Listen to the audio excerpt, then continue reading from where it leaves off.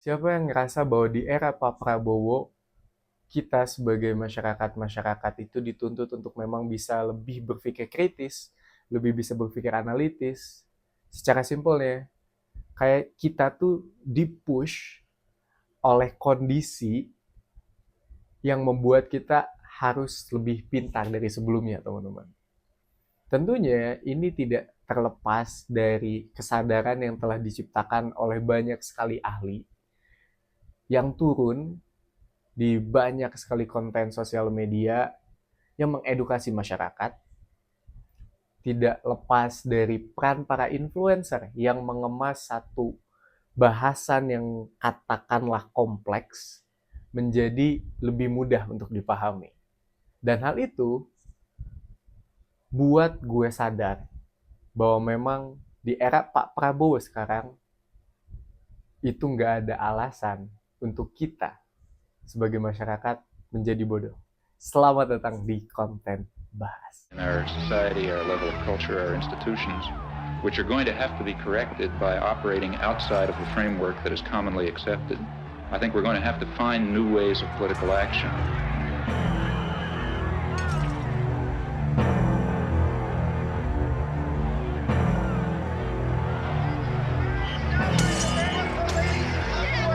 Semenjak era awal Pak Prabowo menjabat, kita semua tahu bahwa masyarakat disuguhin oleh berita yang benar-benar bikin semua masyarakat kesel atau mayoritas masyarakat kesel.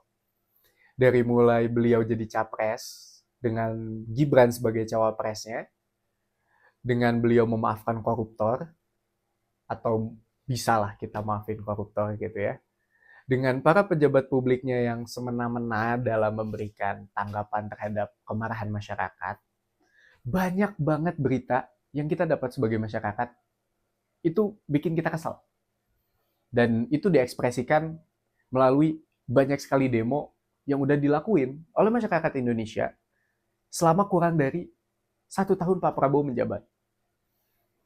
Peringatan darurat warna hitam, warna biru, tuh 2, kabur aja dulu. 17+8 yang masih hangat, riset Indonesia yang sekarang lagi digagas.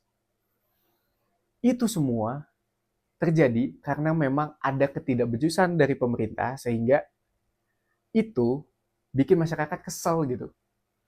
Dan tentunya sebagai masyarakat, masyarakat tuh kayak didorong secara tidak sengaja oleh kondisi untuk bisa paham dan juga setidaknya tahu tentang apa yang mereka awasi.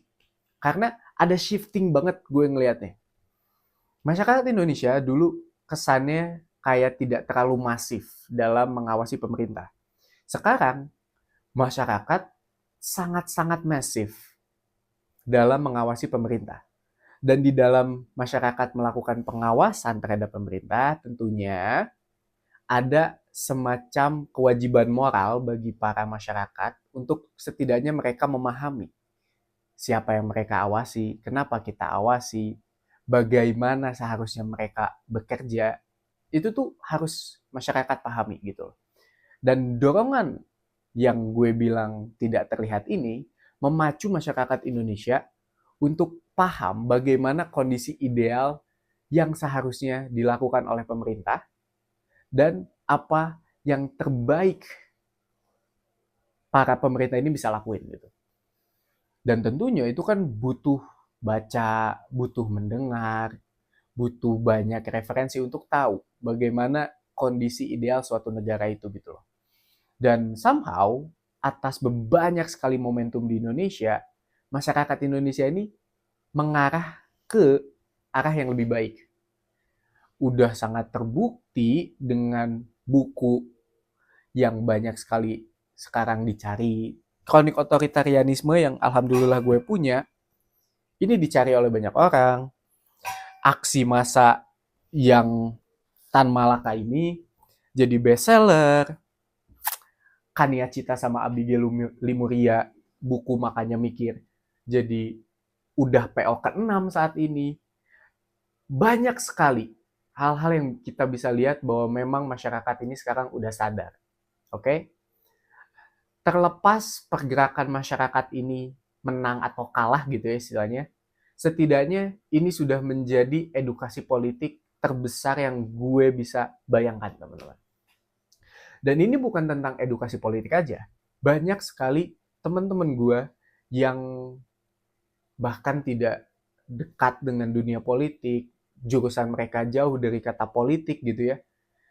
Mereka mau untuk setidaknya paham apa yang sebenarnya terjadi, apa yang sebenarnya sedang panas di masyarakat gitu ya atas perilaku pemerintahnya gitu.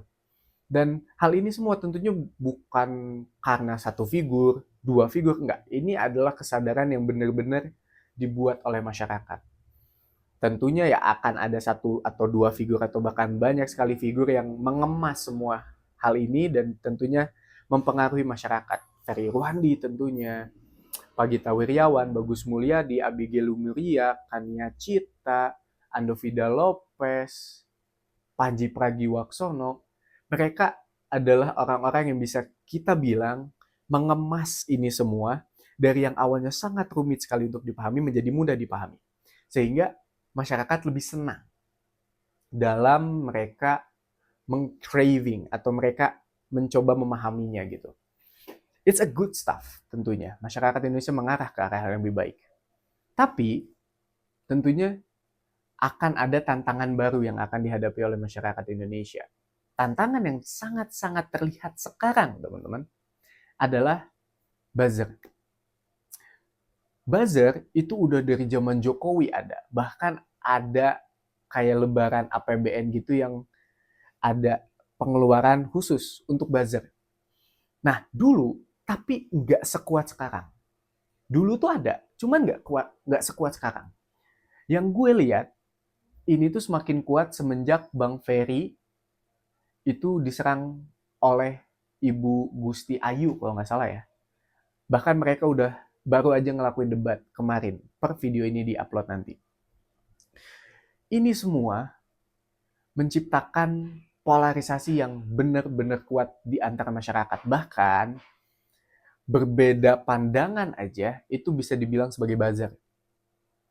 Dan ini menjadi mengkhawatirkan karena berarti ada masyarakat yang gondok-gondokan satu sama lain hanya karena berbeda pandangan. Sehingga ini tentunya akan membuat masyarakat Indonesia susah untuk fokus gitu loh, karena fokusnya bukan ke atas tapi ke samping.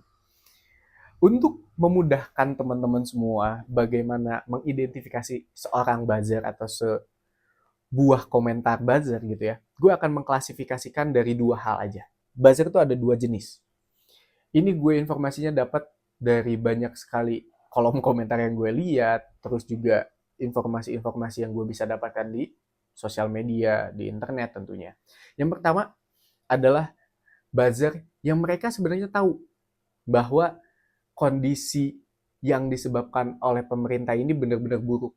Tapi mereka BU, butuh uang. Mereka butuh agar kompornya menyala. Sehingga mereka melakukan kegiatan buzzing, mendengung ini mereka lakukan.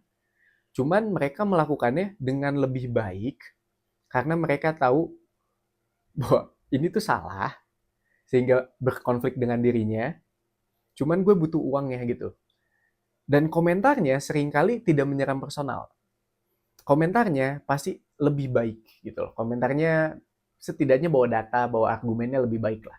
Itu yang pertama. Yang kedua adalah buzzer yang gue sebut buzzer tolol. Frontal aja gue mah. Buzzer tolol. Buzzer tolol adalah buzzer yang mereka tuh nggak tahu tentang fenomenanya apa, kondisinya kayak gimana, benar atau salahnya mereka nggak tahu. Cuman mereka seneng dibayar aja. Dua-duanya sama-sama BU. Cuman yang satu tahu, yang satu nggak tahu tentang kondisinya. Nah, buzzer yang kedua inilah yang sebenarnya menyebalkan. Karena mereka lebih sering ngebuat hoax, menyerang seseorang dengan fitnah, terus juga bahkan bikin suatu hal yang berbau provokasi. Buzzer yang pertama, buzzer yang tolol ini. Dan seringkali mereka nyerangnya memang benar-benar ke personal. Mereka nyerangnya nggak jelas, bahkan seringkali template gitu ya. Aneh lah intinya. Nah, dua buzzer ini adalah buzzer yang sering gue temuin. Akan ada satu jenis lagi, cuman gue nggak bisa bilang sebut ini buzzer karena tipe yang ketiga ini sebenarnya dia itu punya pandangan yang berbeda, tapi saking jauhnya pandangan sang yang dianggap buzzer ini dengan pendapat mayoritas, mereka dikatakan buzzer gitu loh. Dan ini akan menyulitkan masyarakat untuk bisa mengidentifikasi mana informasi yang benar, mana informasi yang salah. Karena Indonesia gampang sekali untuk kena hoax gitu loh. Dan tugas buzzer itu bukan cuma komentar aja. Tugas buzzer itu adalah membuat keyakinan. Kalau kata Noam Chomsky gitu ya, manufacturing consent. Membuat keyakinan yang dibuat-buat gitu. Dengan contoh aja. Di media itu bilang free speech. Kebebasan berpendapat. Media semua, hampir semua media nasional bilang bahwa Presiden A kebebasan berpendapat kita jaga ya. Kalian bebas berpendapat apa aja gitu loh. Tapi di sisi realita, kebebasan berpendapat itu dibredel, ditangkap, bahkan dihilangkan gitu. Nah, itu manufacturing consent gitu loh. Nah, buzzer itu kayak gitu. Buzzer itu kayak tirai yang nutupin panggung. Di panggungnya ribet, tapi karena ada tirai, kesannya kayak nggak ada apa-apa. Buzzer tuh tugasnya kayak gitu. Secara, kalau kata Noah Chomsky itu kayak gitu. Nah, ini pernah terjadi, teman-teman. Di Indonesia, baru-baru ini. Ibu Sri Mulyani. Itu adalah contoh terbesar bagaimana buzzer memprovokasi dengan menciptakan manufacturing consent. Keyakinan bahwa Ibu Sri Mulyani bilang dosen dan guru adalah beban negara. Yang menyebabkan Ibu Sri Mulyani dijarah habis-habisan. Kalau kita ambil informasi dari Tempo, Bu Sri Mulyani sebelum akhirnya di reshuffle tuh ngajuin 2 surat pengunduran diri. Hanya karena videonya dijadikan video AI oleh buzzer tentunya yang provokator. Dan ini satu contoh doang. Belum contoh banyak lagi yang mungkin keyakinan saya akan terjadi lebih masif lagi ke depannya. Dan gue rasa teman-teman semua, gue harap gue memberikan alasan yang sangat-sangat konkret kepada teman-teman semua bahwa gak ada alasan untuk menjadi bodoh di era sekarang.